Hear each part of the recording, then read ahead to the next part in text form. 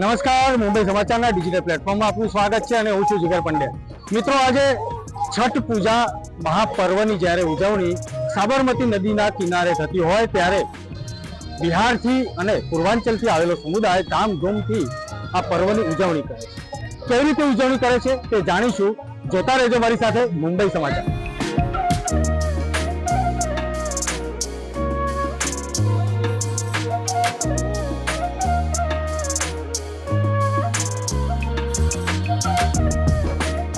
અમદાવાદના સાબરમતી રિવરફ્રન્ટ પર વિવિધ સ્થળોએ છઠ પૂજાનું ખાસ આયોજન કરવામાં આવ્યું। આ છઠ પૂજામાં અમદાવાદમાં વસતા 50,000થી વધુ બિહાર અને પૂર્વાંચલના પરિવારો જોડાયા હતા। મિત્રો, છઠ પૂજા અને અમદાવાદમાં તેનું ખૂબ સરસ આયોજન કર્યું છે બિહાર કલ્ચર એસોસિએશન। ટ્રસ્ટીઓ છે મારી સાથે, તેમની સાથે જ આ આયોજન વિશેની વાતચીત કરીશું। जी नमस्कार, आज जो आयोजन हुआ है वो कैसे हुआ है और सरकार का क्या सहयोग मिला है आपको? सरकार का पूरा सहयोग है बराबर। पहले छठी मैया की जाए, समाज का भी सहयोग मिला है और हमारे जो गार्जियन तुल्य हैं सभी ब्यूरोक्रेट से लेके और हमारे जो गार्जियन तुल्य हैं सभी का सहयोग है। उसका सरकार प्रशासनीय का भी बहुत बड़ा योगदान है यहाँ पर, ठीक है। उसके बाद ये छठी मैया का जो कृपा है ऐसे सब पर बने रहे। बाकी हमारे जो गार्जियन हैं वो बोलेंगे। सर, ये पूरा जो आयोजन किया गया है और उसमें खास तौर पे क्या विशेष सुविधा यहाँ पे उपलब्ध की गई है?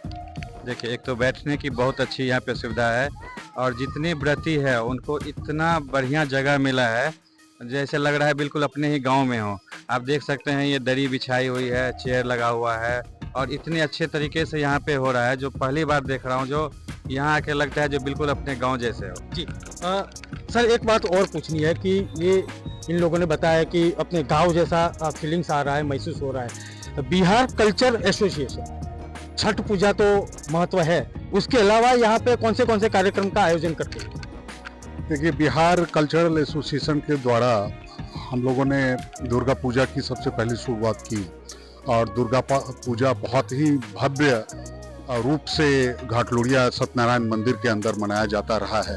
पिछले साल और इस साल यहाँ हम लोगों के लिए जो बिहार के जितने बिहार, बंगाल और सुदूरवर्ती इलाके के जितने भी लोग हैं वह दुर्गा पूजा का सबसे बड़ा स्थल अब बन गया है, जहाँ की सत्यनारायण मंदिर के ऊपर हम लोग पूजा करते हैं। और उसी के साथ जो एक सबसे बड़ी कमी थी कि इंदिरा ब्रिज के ऊपर जो छठ पूजा का आयोजन किया जाता रहा था, लेकिन इतने लाखों की संख्या में वहाँ पर भीड़ होती है कि वह घाट भी छोटा पड़ने लगा। और हम लोगों ने पिछली साल यहाँ हम लोगों ने यह नारायणी घाट, जो कि एक बहुत ही प्रसिद्ध और अभूतपूर्व इस घाट का ऐतिहासिक ये रहा है कि इसमें पहले साधु महात्मा लोग यहाँ तपस्या किया करते थे और 100 साल का पुराना इतिहास है इस घाट का। तो इस घाट के ऊपर हम लोगों ने यह सबसे पवित्र स्थल है जहाँ के नारायण घाट के ऊपर हम लोगों ने यह मनाने का संकल्प लिया और प्रशासन ने इसके ऊपर सबसे पहली बार हम लोगों ने पिछली साल सब प्रशासन ने इसे खोला कि 6.5 व्रती यहाँ पर आके छठ करें। तो यह एक सबसे पहला अनुभव था हम लोगों के लिए और सब लोगों के लिए, क्योंकि यहाँ पर जो जितनी भी व्यवस्थाएं हैं उसमें प्रशासन का पूरा सहयोग है और उसके साथ ही यहाँ पर जितने भी व्रती हम लोग आते हैं उनके लिए बहुत ही सुविधाजनक रूप से सारे चीज़ मुहैया हो जाती है। तो यह एक सबसे बड़ा अनोखा यह था जो हम लोगों ने ये किया है। इस साल भी हम छठ मैया से प्रार्थना करते हैं कि हम लोगों का यह पर्व और त्यौहार हर्षोल्लास के साथ, आज संध्या अर्घ है, कल सुबह का अर्घ देने के बाद समाप्त हो और सारे लोग, हम लोगों के विश्वास है कि भगवान हम लोगों के ऊपर सहाय है। બિહાર કલ્ચરલ એસોસિએશન દ્વારા છઠ મહાપર્વનું આયોજન કરવામાં આવ્યું, જેમાં અમદાવાદ મહાનગરપાલિકાની ટીમ સહિત પોલીસ અને ફાયર સેફ્ટીની વ્યવસ્થા ગોઠવવામાં આવી હતી। एक ये पूरा जो माहौल बना हुआ है, जैसे एक छोटा सा बिहार, यहाँ पे सब लोगों को महसूस होता है कि हम अपने गांव में हैं, हम अपने वतन में हैं। वो समझना था कि ये जो रिवर फ्रंट है, एक समय ऐसा था कि यहाँ पे पानी भी बहुत कम मिलता था। आज पानी भी है, नर्मदा मैया का पानी है, साथ साथ में साबरमती का भी पानी है और साफ सुथरा घाट जो हमको मिला है उसकी सुविधा जो है प्रशासन की वो भी बहुत बढ़िया है। तो सर मुझे एक संदेशा देना है लोगों को छठ पूजा के पर्व पे कि ये जो नदी है उसकी हम रक्षा करें, साफ सुथरा करें, कैसा संदेश हम इस पर्व के ऊपर दे पाएंगे?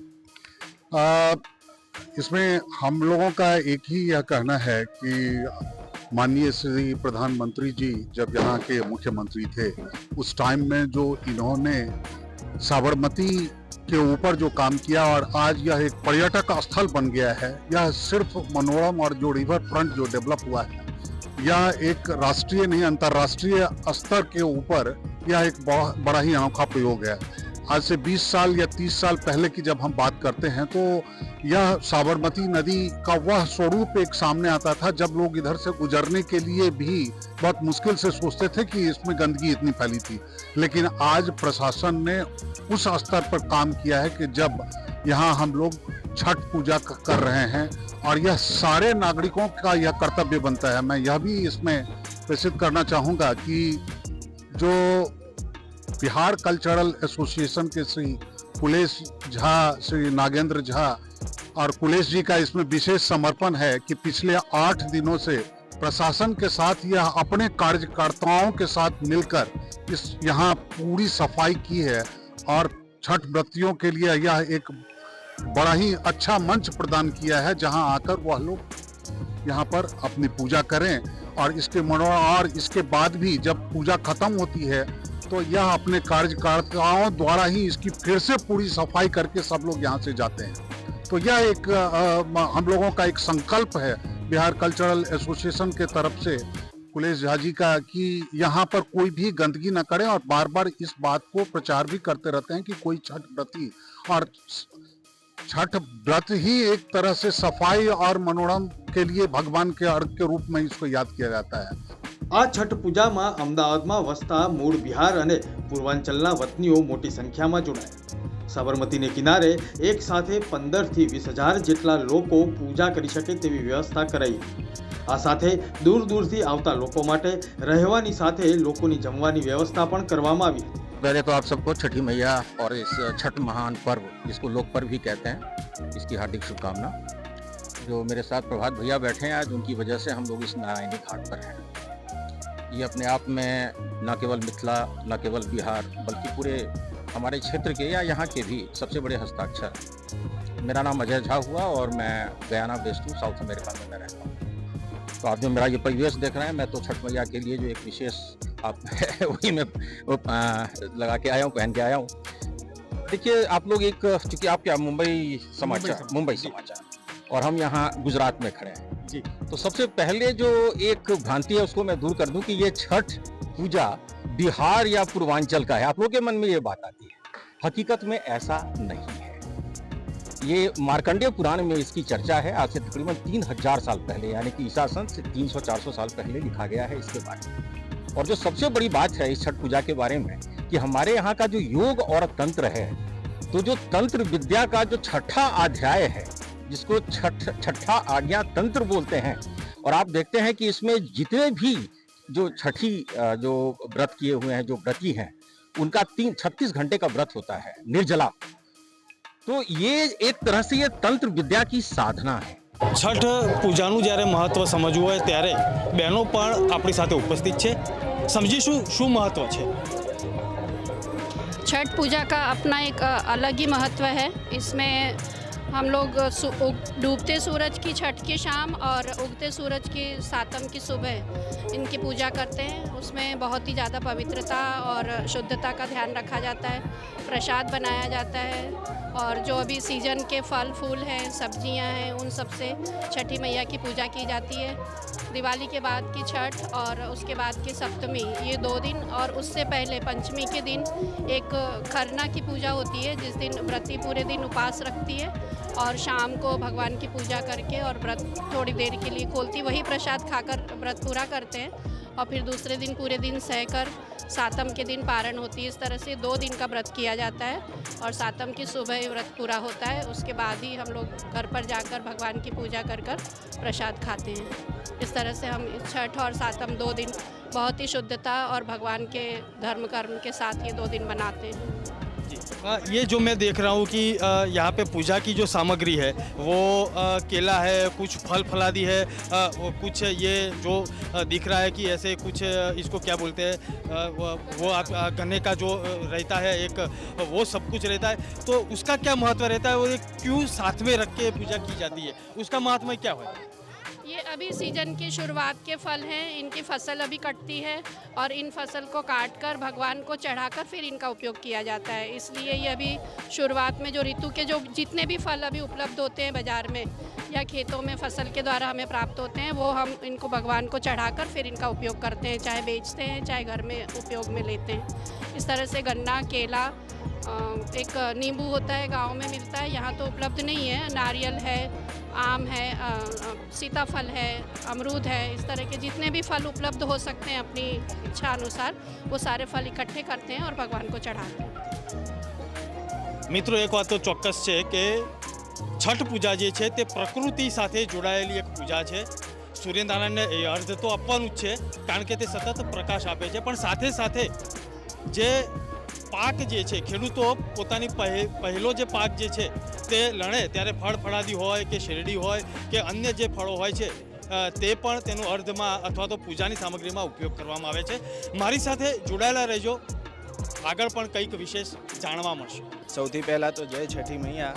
આ અમારું એક પર્વ છે, છઠનું પર્વ અમે મનાવીએ છીએ અહીંયા, અને ડૂબતા સૂરજને અમે ધન્યવાદ કરીએ છીએ કે તમે અમને આખો દિવસ રોશની આપી, અને ઉગતા સૂરજને અમે ધન્યવાદ આપીએ છીએ કે તમે અમને આ અજવાળાનો એક દીવ આપ્યો। અને આમાં એમ છે કે બધી માઓ પોતાના છોકરાઓ માટે આ પર્વ મનાવતી હોય છે, પોતાના પરિવાર માટે, કે તમે પોતાના પરિવારને સુખ શાંતિ અને સમૃદ્ધિ આપે, એમના બાળકોને આનંદ ઉલ્લાસનું જીવન આપે, આરોગ્ય આપે। આવી રીતનો અમે એક પર્વ મનાવીએ છીએ। અને બીજું શું, આમાં અમુક ઉપાસીઓ લેડીઝ હોય છે, જેન્ટ્સ પણ હોય છે, એ લોકો આવી રીતના ઉપવાસ કરતા હોય છે। અને મહત્ત્વમાં એ છે કે લોકો પોતાના છોકરાઓ માટે માઓ ખાસ કરીને મનાવે। जो गाना बज रहा है बैकग्राउंड में, उसका इतिहास क्या है और कौन सी लोक गायिका है?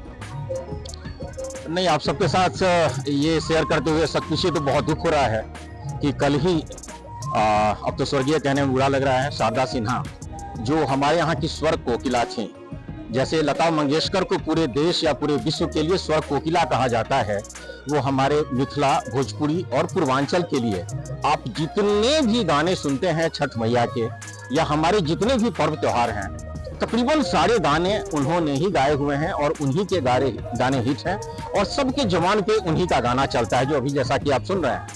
बल्कि हम तो यहाँ तक आपसे बताएं कि इस छठ पूजा की परिकल्पना उनके गाने के बिना की ही नहीं जा सकती है। और संयोग ऐसा कि कल ही जबकि छठ पर्व की शुरुआत हो चुकी थी, अब जैसा कि जानते हैं कि ये 4 दिन का त्योहार होता है, नहाए खाए के साथ खरना, फिर शाम का और आज जैसे और कल का, इस 4 दिन के त्योहार में कल उनका निधन हुआ और आज उनका दाह संस्कार हुआ। तो ऐसा लगता है कि छठी मैया ने बस अपने पर्व में ही अपने यहाँ गाने के लिए उनको बुलाया है। आप याद कीजिए कि लता मंगेशकर जी का भी जो निधन हुआ था वो बसंत पंचमी के दिन, सरस्वती पूजा के दिन ही हुआ था। तो ऐसा लगा था जैसे सरस्वती माँ ने अपनी सरस्वती को बुलवा लिया है। हमें ऐसा लग रहा है कि छठी मैया ने अपनी सबसे सुरीली बेटी को अपने पास बुला लिया है। हम लोग तो छठ त्योहार या छठ का कोई भी जो रीति रिवाज है उनके गाने के बिना पूरा नहीं होता और ना हम सोच सकते हैं। तो आज अश्रुपूर्ण श्रद्धांजलि श्रीमती शारदा सिन्हा का, उनके साथ एक हमारा संबंध और भी था। मेरी माँ एजुकेशन डिपार्टमेंट में थी और उनके हस्बैंड जिनका निधन सिर्फ 1 महीना पहले हुआ था, और उसी शोक में उनका हम लोग जानते हैं कि उनका निधन हुआ है। तो कहीं ना कहीं एक पारिवारिक, जो मैं कह सकता हूँ आपको कि परिवार से एक सदस्य हमारा गया है, हम लोग एक परिवार ही थे। तो अपने परिवार और ये पूरा मैथिल, पूर्वांचल, बिहार का समाज आज शोकमग्न है, लेकिन ये त्योहार है, हम त्योहार तो मनाएंगे और उनके गाने भी बजाएंगे। આયોજકોએ જણાવ્યું કે છઠ પૂજા મહાપર્વમાં અમદાવાદ મહાનગરપાલિકા અને ગુજરાત સરકાર દ્વારા વધુ સારી સુવિધાઓ મળી। અમને જાણે અમારા વતનમાં જ આ પર્વ ઉજવી રહ્યા છે તેવું લાગી રહ્યું છે। मैं सब यहाँ पे छठ करने के लिए आए हैं। 4 दिन का पूजा होता है और 4 दिन तक उपवास रखते हैं और अच्छे से मतलब फल सब लेके आते हैं, पूरा फल। फिर उसके बाद गेहूँ सब सुखाते हैं फिर पिसाते हैं, उसको पूड़ी बनाते हैं, फिर सूप को अच्छे से सजाते हैं, फिर यहाँ घाट पे लेकर के आते हैं। फिर यहाँ पे जो पूजा करती है महिलाएं, वो यहाँ पे पानी में जाने के बाद, सूर्यास्त होने के बाद अर्घ दिया जाता है और जो मन्नत मांगते हैं वो पूरा हो जाता है। आती है, उसकी फीलिंग्स महसूस कर लेती हूँ, बट हमारे जो कास्ट के हैं ना, वो सब साथ में रहते हैं, इसकी वजह से हमको फीलिंग्स आ जाती है कि हाँ, पहले जैसे हम गांव में करते हैं वैसे यहाँ पे कर लेते हैं। यहाँ छठ करने के लिए आए हैं, और वैसे तो मैं महाराष्ट्र से हूँ, बिहारी। मेरी सास छठ करती है जी, शुरू स्टार्टिंग से ही 4 दिन से होता है। पहला होता है नहाए खाए, कदवा भात बोलते हैं बिहारियों में जी। तो फिर दूसरा होता है खरना, जो कल था, और आज का पहली अर्घ होता है घाट पर, और कल का होगा सुबह का अर्घ। ये होता है एक संतान प्राप्ति के लिए, बच्चे की लंबी उम्र के लिए, पति की लंबी उम्र के लिए, उसके लिए होता है। છઠ પૂજાનું સાંજનું અર્ધ્ય અહીં આપવામાં 8 નવેમ્બરે ઉગતા સૂર્યદેવને અર્ધ્ય આપવામાં આવશે। આ પછી પારણા કરવામાં આવશે। મિત્રો, મુંબઈ સમાચારના ખાસ રિપોર્ટમાં આજે છઠ પૂજાનું મહત્વ શું છે તે જાણવાનો પ્રયત્ન કર્યો અને જેમણે વ્રત રાખેલું હતું તેમણે કઈ રીતે આ વ્રતનું સમાપન કર્યું તેની પણ સમજણ કેળવવાનો પ્રયત્ન કર્યો। શું મહત્વ છે, શાસ્ત્રોમાં કઈ રીતે તેનું વર્ણન છે તે પણ જાણવાનો પ્રયત્ન કર્યો। મુંબઈ સમાચારના ખાસ રિપોર્ટમાં કેમેરામેન દેવાંશ સાથે જીગર પંડ્યા, નમસ્કાર।